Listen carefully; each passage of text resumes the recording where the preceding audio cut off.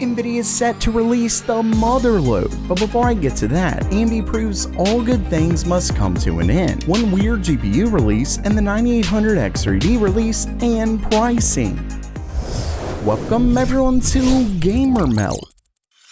First up for today, nearly 2.5 years ago, AMD announced a monster of a CPU, the Ryzen 5800X3D. It was pretty similar to the 5700X, but it came with one key difference. AMD was able to 3D stack cache on the chip to get a ton more L3 cache at the same die size. That helps in games because it lets the CPU store elements for quicker access. And because of that, AMD was able to release a mid-range CPU that was able to beat the most expensive chip on the market in games, making it one of the best gaming chips out there. It was so good that it's still relevant today. Unfortunately, according to a new report originally from computerbase.de, the 5800X3D has hit end of life, likely because AMD's 7000X3D chips have been out for a while, as well as the release of the 5600X3D and 5700X3D. Either way, it's sad to see it end.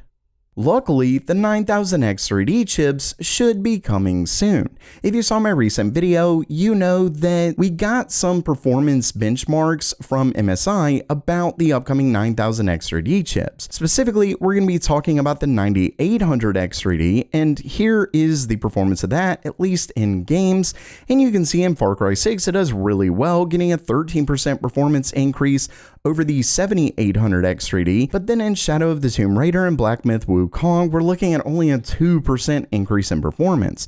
Though I will say that Black Myth Wukong is almost definitely, given we're talking 60 FPS, it's almost definitely bottlenecked at the GPU. With that said, like I said in that video, the really big stuff is its multi-threaded performance, because as you can see here, remember that the 7000X3D as well as the 5800X3D, all the 5000X3D chips are quite a bit slower than their non-X3D counterpart. But in this case, the 9800X3D, at least that's what we're calling it, they just say the 8-core 9000X3D, but according to this, it actually beats the regular 9700X, making these basically the ultimate CPUs. See, before you had to pick whether you wanted really good multi-threaded performance or really good gaming performance, but now, at least on the AMD platform, you get both. And this brings me to my next story, where you can actually see that a known leaker on the ChipHell forums actually claims that the Ryzen 7 9800X3D will in fact be announced on the 25th of October, which if you followed this channel, you should already know that because we saw that in a leak not too long ago, but of course this confirms it. And if you aren't following GamerMeld, what are you doing? If you love being one of the first to get the latest PC hardware news, make sure you subscribe and hit that bell icon. Either way, not only that, but they are confirming that the actual retail launch will take place in the first week of November, meaning this bad boy is coming and coming soon.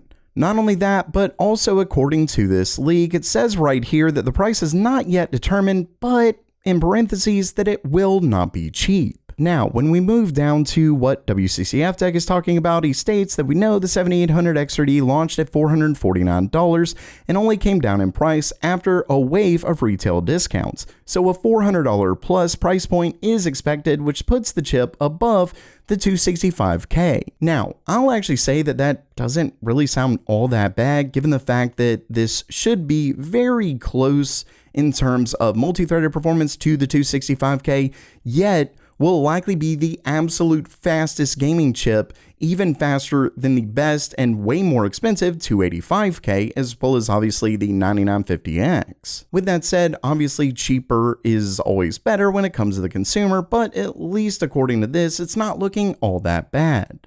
And next up, AMD is apparently planning to release one weird GPU. As you can see right here, it's the RX 7650 GRE. Now, given the fact that this is the 7650, you would assume that it's set to be faster than the 7600 XT. And when this was originally leaked about a week ago, it was set to be based on Navi 32, which is the GPU that the 7700 XT and 7800 XT is built on.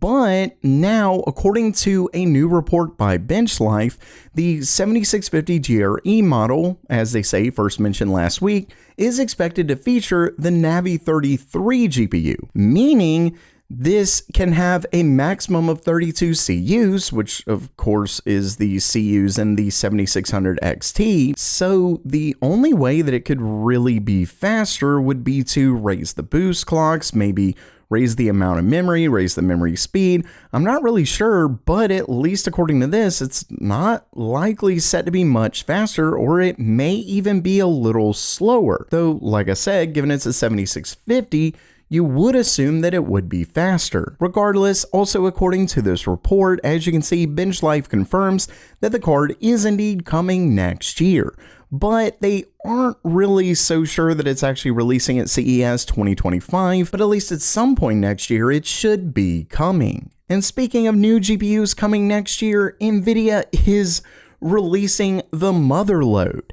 As you can see right down here, this story was originally leaked by the Board Channels forum, and according to this, so we so far have the launch dates of the 5090, 5080, and 5090D set for release January 2025.